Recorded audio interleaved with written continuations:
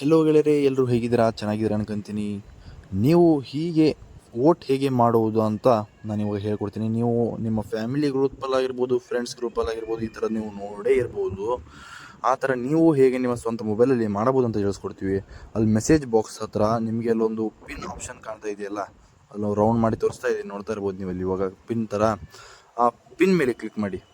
Click ಮಾಡಿದಾಗ ಲಾಸ್ಟಿಗೆ ಕಾಣ್ತಾ ಇದೆಯಲ್ಲ, ಪೋಲ್ ಅಂತ POLL, ಅದರ ಮೇಲೆ ಕ್ಲಿಕ್ ಮಾಡಿದಾಗ ನಿಮಗೆ ಈ ಥರ ಇಂಟರ್ಫೇಸ್ ಓಪನ್ ಆಗ್ತದೆ. ಓಪನ್ ಆದಮೇಲೆ ನಿಮಗೆ ಅಲ್ಲಿ ಏನು ಬೇಕು ಕ್ವಶನನ್ನು ಹಾಕಬೇಕು. ನಾನು ಹಾಕ್ತಾಯಿದ್ದೀನಿ, ಟುಮಾರೋ ಕಾಲೇಜ್ ಟೈಮ್ ಅಂತ ಹಾಕ್ತೀನಿ ನಾನು ಇವಾಗ. ಅದ್ರ ಕೆಳಗೆ ನೀವು ಆಪ್ಷನ್ಸ್ ಕೊಡ್ಬೋದು. ಅವರಿಗೆ ಯಾವ ಆಪ್ಷನ್ ಬೇಕೋ ಆ ಆಪ್ಷನ್ನ ಅವರು ಸೆಲೆಕ್ಟ್ ಮಾಡಿದರೆ ಆ ಗ್ರೂಪಲ್ಲಿ ವ್ಯೂ ಮಾಡುತ್ತೆ, ಅದು ತೋರಿಸುತ್ತೆ.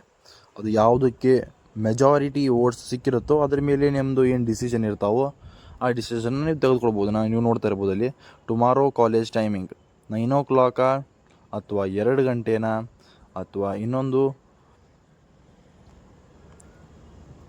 9 ಗಂಟೆ, 2 ಗಂಟೆ ಅಥವಾ 3 ಗಂಟೆನಾ ಅಂತ ನಾನು ಕೇಳ್ತಾ ಇದ್ದೀನಿ.